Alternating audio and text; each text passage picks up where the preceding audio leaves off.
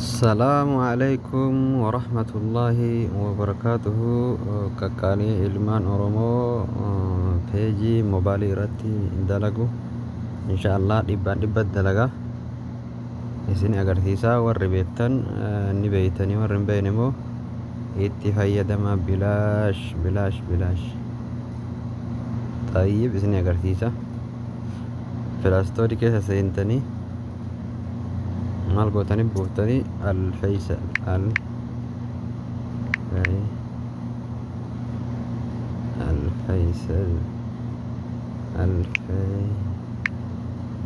alfeysal kajiru kan dhooftanii eessa kan buufattan beeytanii isa kana buufattanii ani amma kiyya dura waan buuseef asii akkasii buufattanii akkana keessa seentan amma dalagaa jira jechuudha. Kiyya kun amma dalagaa jira irra ba'aa isin agarsiisa akkatti irra ba'ee jira miti amma irra ba'ee agartanii jira gubbaa kana dhooftanii afuraffaa ta'ee sadaffaa ta'ee kanarra galfattan jechuudha. Arfaffaa ta'ee sadaffaa ta'ee amma torbaffarra galcha irra deebi'aa ammallee kanatti galcha kana keessa ammoo kafeetan keessa kanatti ilaaltanii moobaayilii soyitanii akkatti kanatti soyitanii insyaallah ka akka lambaa qabu kanas Saudi mobile free al area kan isarra keettan wayti isarra keettan isarra kaayattanii amma kiyya irra kaakanillee irma jiraayu akkana irra dhooftan san ba'aata maal gootan hedduu kana dhooftan insyaallah amma dalagaa shoof connected jedhe dalaga kalas gartanii kijibaa miti ni dalagaa itti fayyadama ilmaan Oromoo qaqqaalii amma garas deemna karakaa eewa amma garas deemna amma garana deemne ilaalla ka'am yuutooppii ilaalla yoo ta'an yuutooppii ilaalla shuf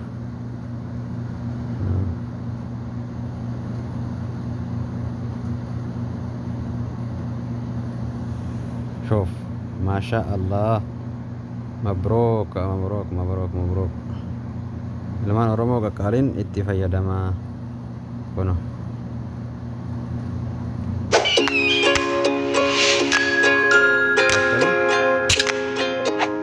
yuutooppii dalaga jechuudha. Odini fahame qofa wallaannata haalli kun naannoo hunda waan jirtu fakkaata kan qabaatus dhabus namni maaf argata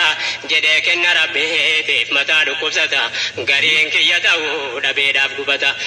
gariin ni dhoyfata gariirraa mul'ata kan hojii akka kiyya namni akkam hojjata nagada akka kiyya akkam nagadata hojjatee argatee dikkanaan kittaata yookaan na caale boodana tuffata hoguma akka kiyya namni akkam qooddata jedhee waan rabbiin qoode as taa'ee rakkata namni rabbiin sodaatu qorichaan argata dawaamsaa nafsiidhaan qabsaa'uu gaafata islaamummaan kana hundaafuu furmaata hisrii fi naafarraa muumina seerata amma rabbiin qoode bittaara galfata fayyaa gaarii qabu rabbi ofii galata har'a of to'ata hin zollomu namaa natamannaa waalika akka bisalaama. Akkasitti dalagaa asumaanuu warri peejii kiyyaa hin beeyne maatii kiyyaa naa ta'uuf muhee sabaa jettanii akkatti barreessitanii muhee sabaa jettanii akka barreessanii asumaanuu na jajjabeessaa isiniin jechuu barbaadaa kunoo muhee sabaa jedha asumaanuu na jajjabeessaa isiniin jedha akkasii insyaallah. Assalamualaikum warahmatullahi wabarakatuh. Sini jechuu barbaada.